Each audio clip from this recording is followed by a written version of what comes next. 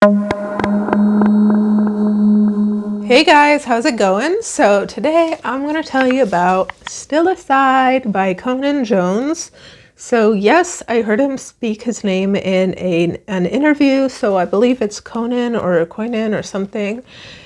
It's a West Welsh name, so it's not pronounced the way it's spelled. It's not Cynan, as I would have assumed. So today is a really cool review for two reasons. The first is that Carl from Please Read Your Book posted his review of the book back in November, I believe. This is what I'm on BookTube for, man. When people talk about books and you know, they inspire you to read it because the story's interesting, and then what do you know?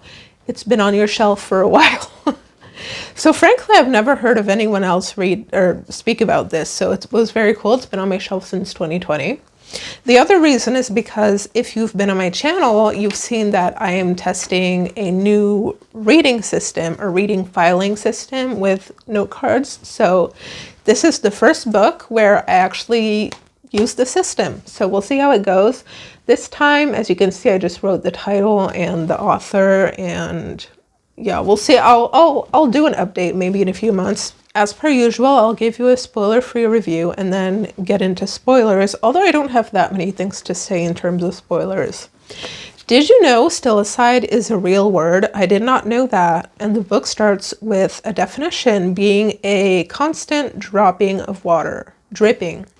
Stillicide is actually an installment of 12 separate but interconnected stories. The BBC contacted Cynan Jones for 12 independent stories that could be radio stories told separately, so people wouldn't have to, you know, rely on having heard the previous one to understand what's happening.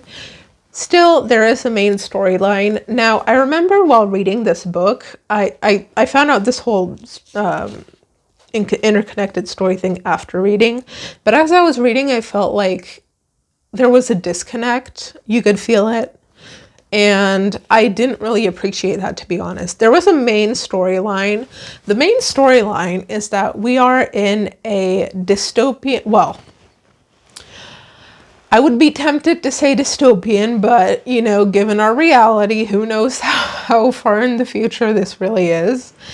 In this universe, water is, or drinkable water, I should say, is a hot commodity with pollution and politicians controlling everything.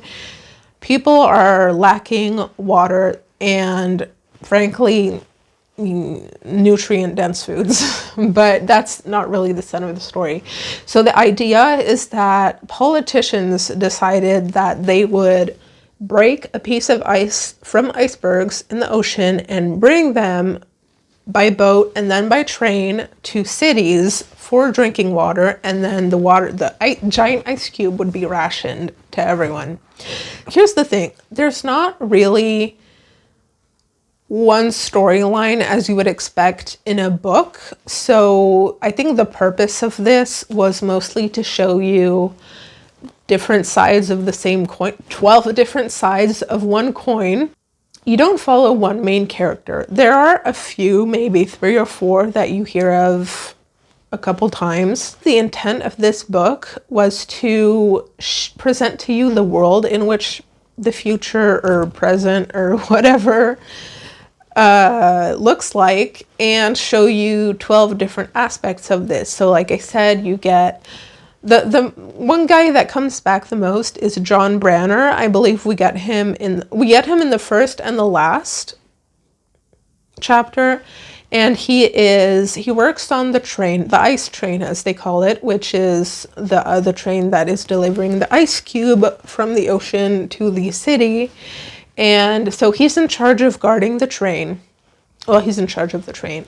And then there's another one where you follow Cora, who's a technician on the train.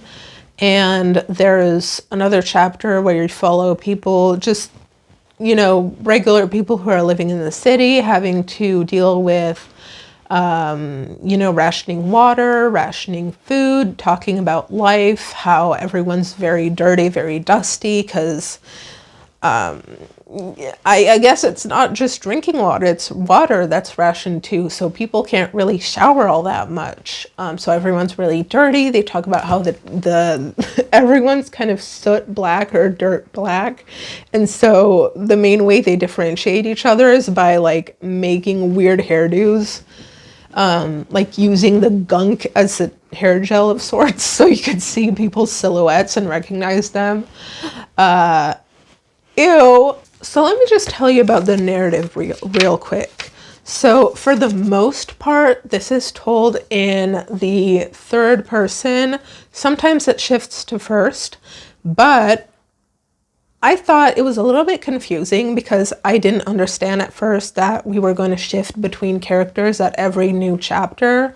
So I think if we had listened to the voice acting, we would have heard different voice actors, so it would have been more obvious. So as you can see, the sentences are very short, the paragraphs are very short. I believe that Cynan Jones, maybe he did it because it was supposed to be read, but I actually think he did it to mimic the character's thought process, because a lot of times the sentences aren't complete, like there's no I, or there's, there's a very they're broken sentences a lot of times, and I think it's meant to mimic the thought pattern you might have when you're so thirsty you can't think anymore, because that's the idea, is that people are really, thirsty, people are hungry, people aren't able to think anymore. And actually in the chapters where you follow characters in the city, which is implied to have been more, impacted by the droughts, you can tell that they're having a lot more trouble thinking and expressing their thought patterns than people who are in the countryside. The people in the city, the whole narrative is third person. It's, just descriptive. With the characters, the chapter with the characters in the countryside, it's actual dialogue, and the sentences are a little more complete, a little more complex maybe. And so you really just, the narrative style mimics the character's ability to think, in my opinion, and to resonate coherently. So I thought that was a very cool way for the author to show and not tell. So that's pretty much all I can say without any spoilers. But this is a very quick read. So if you want to read it, I would say it's a good read, but to be honest with you, I do think this would be better to listen to, because I really think that having different voice actors for each chapter would be a huge benefit to this story. So that being said, to be honest, and I'm sorry, I didn't check if the BBC audio version has different voice actors, but I assume it would have. Okay, so spoiler alert. Spoiler alert ahead. My favorite sentence, this isn't much of a spoiler, but just to give people time to go, is on page 21, and I think it pretty much says it all. How often the process of construction starts with destruction. I thought that was very insightful. So here's the part that really disappointed me, and this is really the only thing I have to say as a spoiler. In the very last chapter, where Branner is, on the ice train guarding the ice, I guess. He's just standing there pointing his gun, and I think he sees someone and whatever. So the whole book, here, okay. When you read a book, I feel like there's this unspoken pact with an author where the author says, okay, this is the world we live in. This is the way I'm going to tell you the story. And there's kind of a pact, quote unquote, that is made where the author's like, here are the rules, basically. I thought that Cynan Jones cheated with the narrative here a little bit.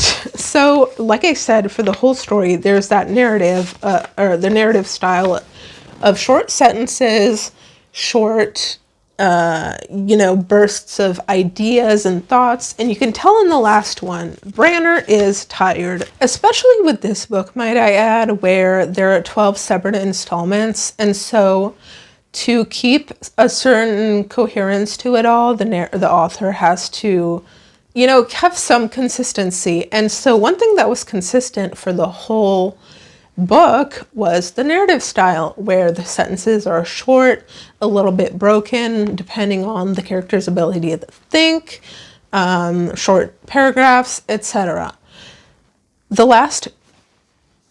It really broke it for me when Branner,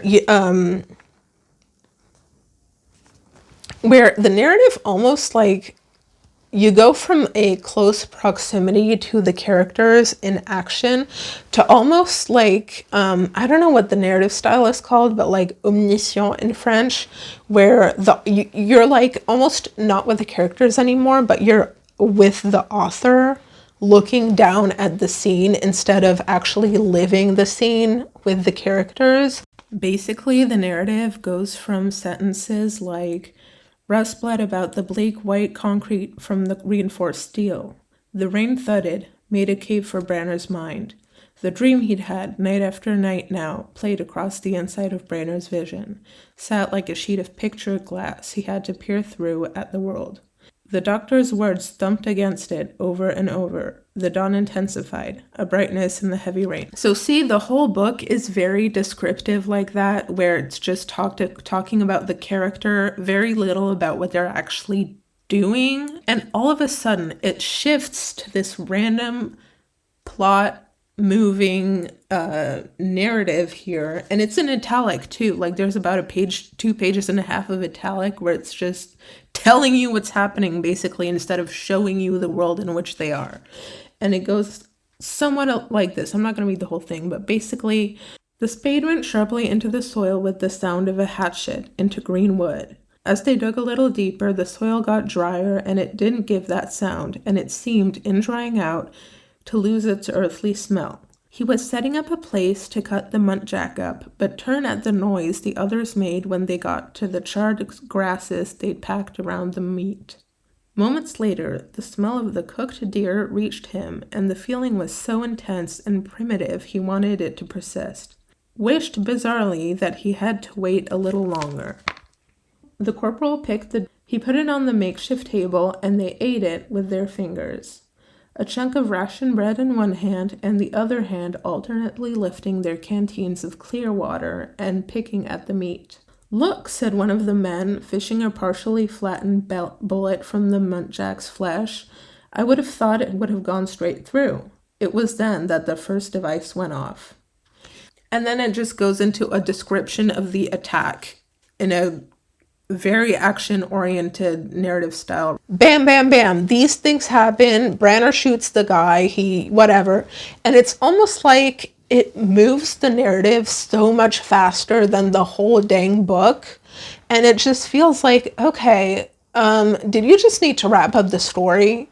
Like, it just seems like the author made some creative decisions for the whole book. And at the end, he's like, I can't justify these creative decisions anymore, so I'm just gonna wham, wham, wham, and then go back to my, regular style. That's how it felt to me at the end. Let me know what you think. It kind of reminds me of The Substance. I don't know if you've seen the movie, but you know that scene where, what's her name? Demi Moore wakes up as her older self, and her younger self used her body fluid for so long that she's really old and decrepit. She's been lying on, her body's been splayed on the tiles for months, is what it suggested, but she wakes up as this hunchback. Her joints are cracking, like she's just old and stuck and just, everything. And all of a sudden she just stands up and runs down the hallway. Like, dude, do you know what I mean? This is what I mean by the author breaks a promise with the viewer, or in this case, the reader, which kind of broke the whole vibe for me, to be honest. So, yeah, if I were to reread this, or I don't think, okay, this is a good story, but again, if I came by it in the bookstore again, like I did 6 years ago, I might have written down the name and the author, but I probably would have just listened to it on the BBC. I think the written format does it a little bit of a disservice, in my opinion. So yeah, that's been my review. I hope you enjoyed it. Let me know your thoughts below, and I'll see you in the next one. Bye.